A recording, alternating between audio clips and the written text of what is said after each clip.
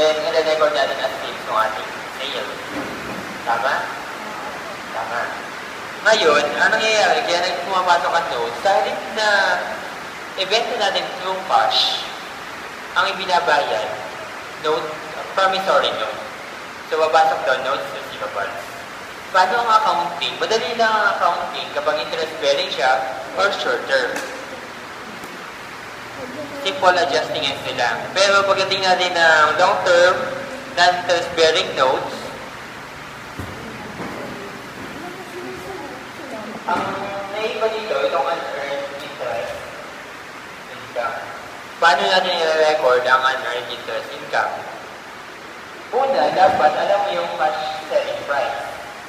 Ang cash selling price ay ang present value ng paid at unpaid, paid and unpaid portion ng notes. Ito kapag nag-down payment ka. Ito ay yung present value. Ibig sabihin, kung i-benta natin siya through cash, 100,000. Kung cash, ito yung kaya siya naging non-interest bearing note.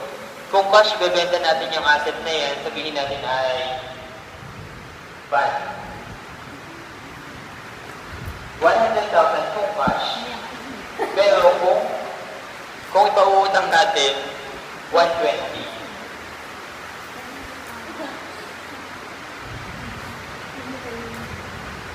Ulitin ko? Kung ibebenta natin through cash, 100,000. Pero, kung ipauutang natin, 120. Yung difference ng unpaid portion, ito 20,000 unearned interest income. Kumbaga, yung 20,000 kasama na sa base value ng ating notes. Ulitin ko, kung ibebenta natin yung ating asset, merchandise, or property, 100,000. Pero kung pauutang natin yan, dahil sana ba natin magamit yung ating cash on operating the company, bebenta natin at 120.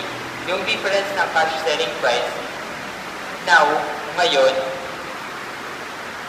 dun sa promissory note na 120, yun yung unearned interest income. Ang twist dyan, itong present value, i-complete nyo, hindi laging given yung mismong present value ng asset. Mamaya, tuturo ko sa inyo kung paano yung pag-compute. Sa ngayon, ang ituturo ko sa inyo, paano muna mag-record. Halimbawa, ang binenta natin ay ban. Itong ban natin merchandise.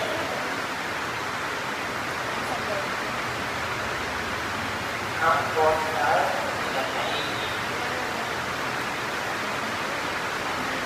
paano ang journal entry natin ngayon? Naka-receive ba tayo ng cash? Ulitin ko, nagbenta tayo ng ban, merchandise natin, so ito yung ating pinakang binibenta, for 100,000 kung cash, pero kung mag-i-issue sa atin ng promissory note, 120,000. Anong na-receive natin? Cash or promissory note? Promissory note. So, kapag promissory note ang ating na-receive, debit. Instead of cash, debit. Note receivable.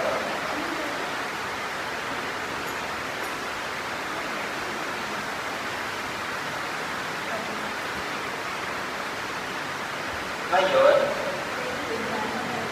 magkano? Magkano yung face value ng ating note? 120. Then,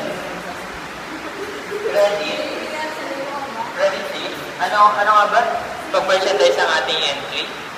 Merchandise.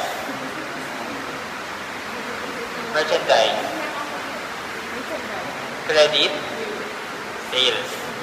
Pag merchandise, credit sales, ang sales nyo, kung magkano yung cash sales price. As if nabenta siya through cash, 100. Ano naman, 120 debit, 100 ang credit na sales. So, saan pumapasok yung 20,000? Yun. Unearned interest income. Unearned interest income. May panibagod ulit tayong amount. Magkano? 20,000. Ganyan ang recording natin. Naka-receive tayo ng promissory notes, debit notes receivable, 120,000. Then, credit sales, 100,000. Then, yung difference nung cash selling price at credit meaning utang, credit selling price, yun yung ating unearned interest income na i-amortize natin during the period. Sabihin natin na yung notes na yan, payable in 4 years, and the interest payable in 4 years, installment, payable in 4 year installment, every end of the year, every December 31. Holiday.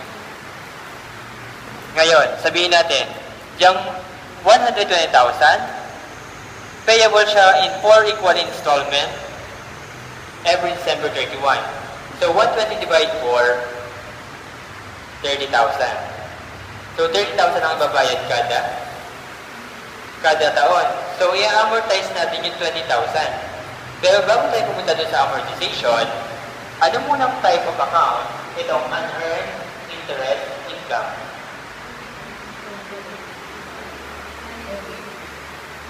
Anong type siya? Asset? Ayan na naman. Asset, liability, or equity. Income or expense.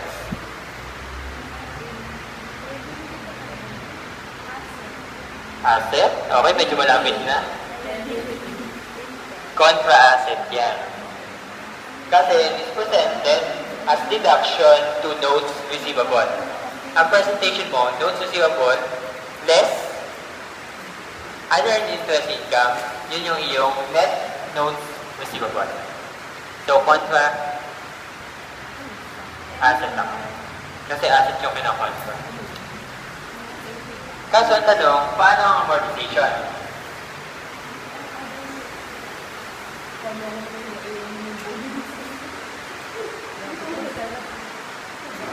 Okay lang ba ko na to?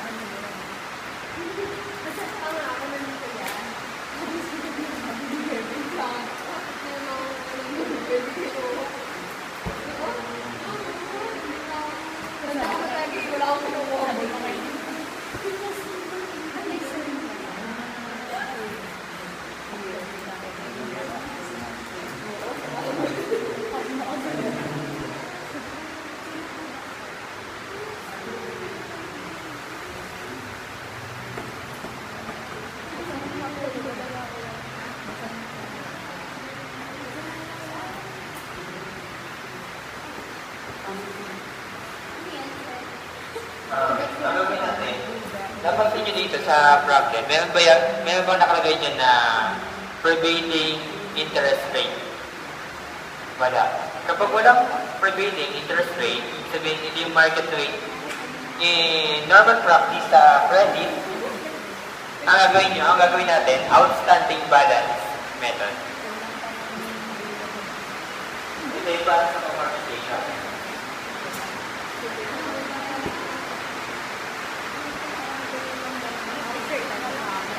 Outstanding balance method. Ibig sabihin, ano yung outstanding na receivable natin on a particular period. Dahil babayaran yung notes na yan, 30,000 every December 31, before payment, sa first year, 120 pa rin siya. So, napakinabangan natin yung ating utang. Yung utang sa atin ng ating client, 120,000 po. On the second year, dahil binayaran niyo yung 30,000, 90,000 na lang, and so on, minus 30, hanggang in the fourth year or fourth installment, ito na lang yung babayaran. So, ang gagawin natin ngayon, i-allocate natin throughout the period kung magkano i-amortize natin yung unearned, yun 20,000. 20,000 ano?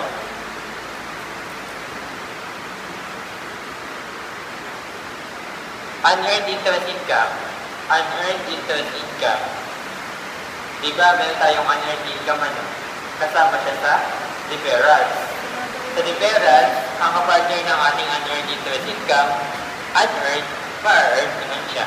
So, interest income. Ibig sabihin, magkano interest income ang ating recognize every year. Kapag walang prevailing market interest rate, ang gagawin natin, OBM, Outstanding Balance Method.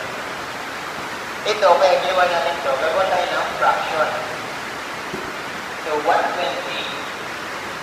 over 300. Pwede ko? 120 over 300 times 20,000.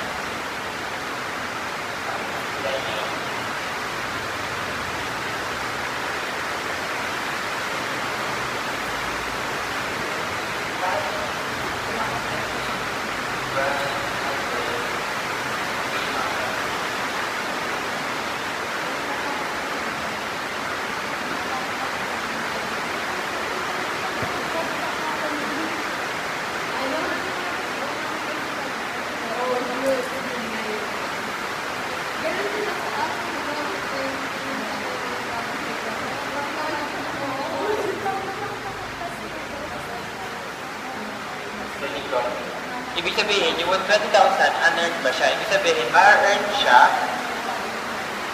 throughout the 4-year term.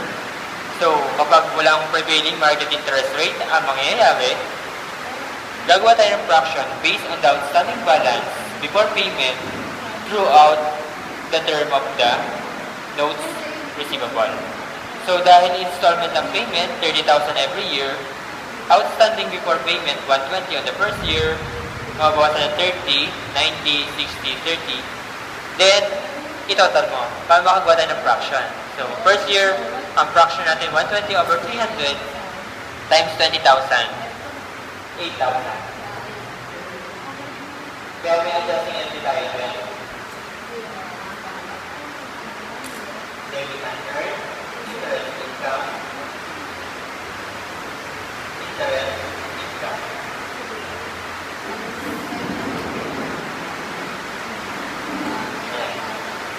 Ang journal entry na natin para na-record yung amortization ng 20,000. Ang tawag doon sa process, amortization. Ang amortization natin for the first year, 8,000. And the second year, 6,000, 4,000, and 2,000. Ang journal entry natin to record the amortization, debit unearned interest income. Ang normal balance nga pala ng unearned interest income, credit. So, para bawasan siya, debit mo, then credit, interest income. So, on the first year, debit unearned interest income, 8,000, and credit interest income, 8,000. Yan. Kaya para sa case na to, ang sasagutan niya yung kasunod na bank record.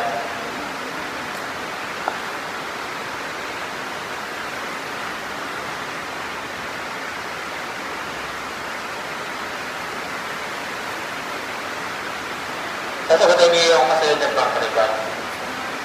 May sagot na siya sa baba, pero huwag niyo muna tingnan.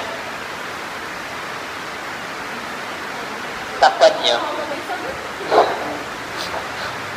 Hindi muna titingnan na yung yung sagot, hindi yung tanong.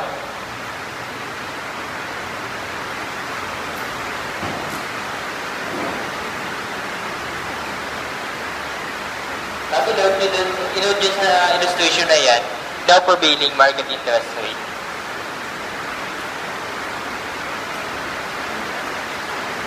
Yung kasunod na activity, ituturo ko yung computation, business math ito, at least medyo may background kayo ng context. Kung paano mag-compute ng present, value.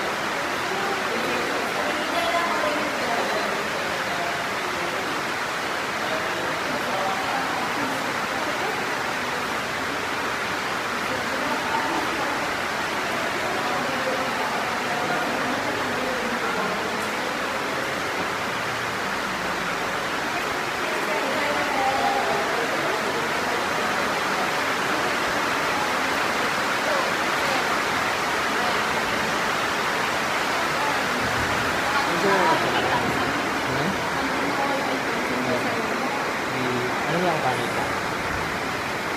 120 over 300 times 20,000. Dito. Kumbaga ito, hahatiin mo. Kaya amortize natin na kung ano yung inventory. Yung 20,000 naman. Magkano daw siya? Yung ano, yung dito. Oo. Kung i-deliver mo sa forecast, 100,000. Kung i-deliver mo sa mautang, 120.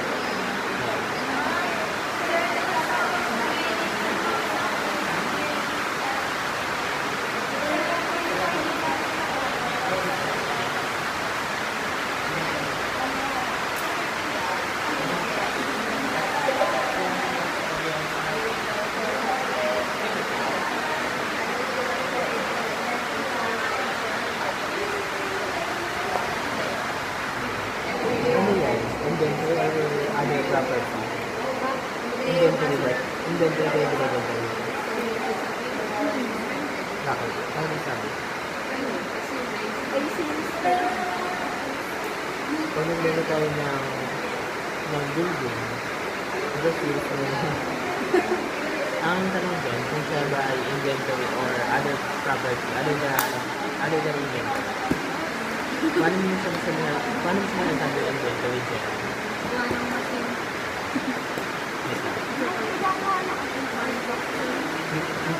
Yung ginagawa ng company, yun yung ginagawa nila. Kasi may iba ba yung journal entry? Nagawa mo yung journal entry. Hindi ko nakakag-start ano. Magkano daw binenta yung machinery? Ito ba yung sabi ko? Tama na pala. Nagawa ka na yung ganito. Dito ka nito. Okay, tama na yung ginagawa mo. Tama yung entry. Kasi kapag yan ay, kapag hindi siya inventory, iba ang entry niya dito. Nagbawa, yung machinery daw ay ginagamit talaga ng company. Hindi siya inventory. Hindi talaga kumbaga, nabuo yung company bago nagbenta ng machinery. Inventory, tama yan. Sales. Pero kapag binenta mo yung machinery na ginagamit nila for operation, credit machinery. Yung mismo kong machinery. Oo. Yung mismo binenta nila ay yung ginagamit nila.